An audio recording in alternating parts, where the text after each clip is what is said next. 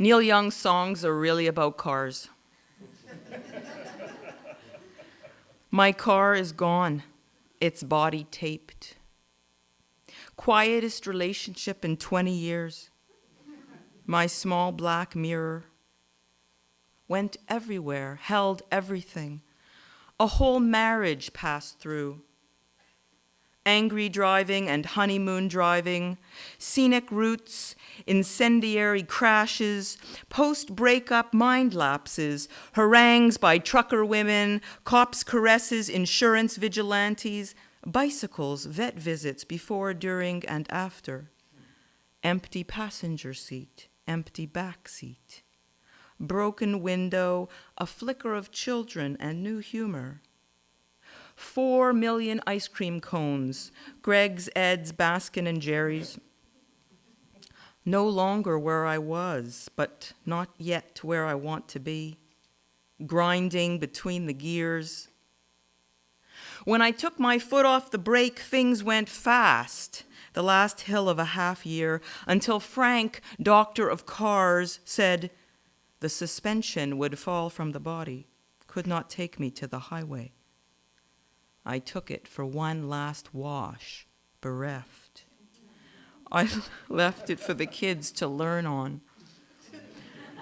Years ago, the hunky man in a rust-proofing shop, chimneying through smokes, urged the ultimate importance of structural integrity. To the children now, for learning. For cutting out almost transparent doily bits, tea-stained metal, weld and paint. Make new, make over. All those Neil Young songs are really about love and cars. Rust never sleeps. It's time to go. I'm giving my body to science.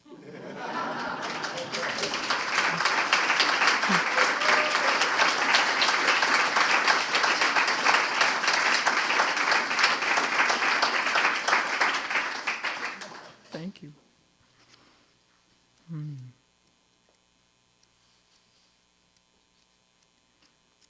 The leash. 1. I remove my watch, sneak peeks at the wrists of others. 2. Ride out to the city limits, plan where I'll get tired. 3. Oh, wild one, drinking coffee at 10 p.m.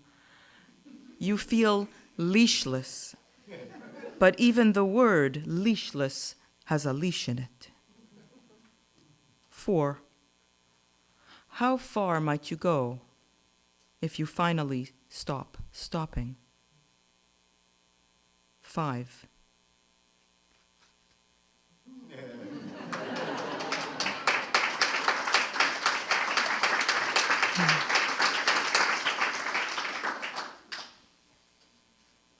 Thanks. Van Gogh's wheat field. Stood before it. All that gold, all that yellow gold, all that sun. Sat on a bench a few feet away, a cluster of men and women in dark coats between us. I could feel the yellow of the painting coming through, penetrating the darkness of their coats and bodies.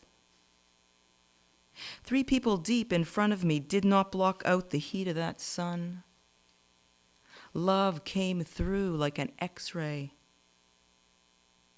Though I could see the black of the wool, the stout of their bodies, they did not block the ray of that yellow.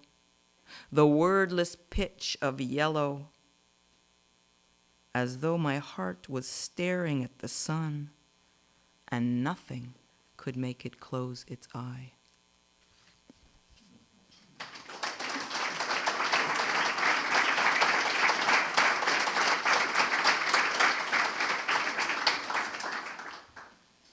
Thank you. And this is the last poem. Thank you, too. rumble. She went further. She went for a walk, the 1 kilometer to the main road. A woman out walking a dirt road in the high July heat, in the 5 o'clock blaze of no shade, is a sight. She, a stranger too, in dark blue shorts and a shirt made of thinnest Indian cotton, a light and a navy blue. The mixed milky marble eye blues of a milky marble, sleeveless, loose. And underneath, nothing. Not enormous breasts, but neither the kind that stay put. They move when she walks. They rumble. And the wind was blowing against her, cars passing from behind, the sleeve coming off the shoulder luxuriously. She could count on one hand the number of times since puberty she went so naked under her clothes, and she has been a grown woman a long time. The times she went without a truss in a world that expects one or disdain.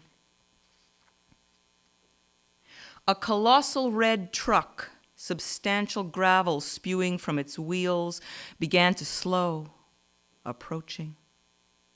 And whatever friendliness she'd had began to animal shake. It slowed. Why? To spare her rocks or some other thing? She had not felt so blatant, so visible, walking off slightly now, red toenails and sandals in rough grass. The one in the passenger side waved as the other slowed, and she smiled.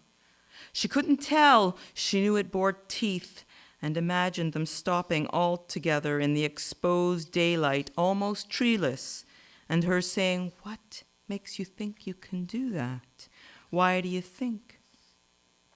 Expecting one thing, already there, because she is freely moving, because there is jiggle beneath her shirt, because she does not make herself smaller, because there is give and bounce and slope and sag and roll, because the sun sails on the breeze and the corn stands up like Roman candles, because she does not hold back and her body is available, because the physiology teacher said the female human is constantly copulable, because there's no one else around and you are free to look and compliment or even insult her, but not to take her. And they didn't. They drove by. They waved while her animal loped and grinned and teetered on the edge of freedom and fear and passed them. She passed them. She kept going. Thank you.